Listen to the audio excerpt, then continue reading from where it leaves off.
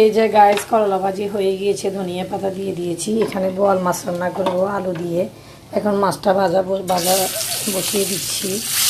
এই যে দেখ, বোয়াল মাছ রান্না করবো, সাথে একটা হালকা করে আলু দিব। মাছ দিয়ে দিয়েছি, হালকা ভাজা হলে উল্টিয়ে নিব, তারপর মশলা কষিয়ে রান্না করব, দেখাবো, সেটাও শেয়ার করবো। এই আলুটা দিব, আর এই যে আমার মাছ ভাজা হয়ে গিয়েছে। এখন আমি মশলা রেডি করে ফেলবো আর আলুটা কষিয়ে নিব। কষানো হয়ে গিয়েছে, এখন আলুটা দিয়ে দিব।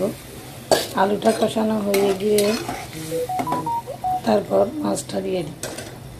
গাইজ আলুটা যখন নরম হয়েছে তখন আমি মাছটা দিয়ে দিয়েছি কষানোর জন্য। সাথেও আমি উপর দিয়ে টমেটোটা দিয়ে দিব। টমেটো দেওয়ার পরে আমি একটু টমেটোকে মেলে দিব।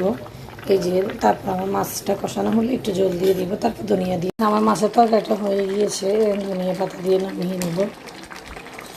এই যে ধনিয়া পাতা দিয়ে দিলাম, বেশি দিব না, হালকা দিব। যাই হোক, ফাইনালি আমার তরকারিটা হয়ে গিয়েছে, নামিয়ে নিব এখন।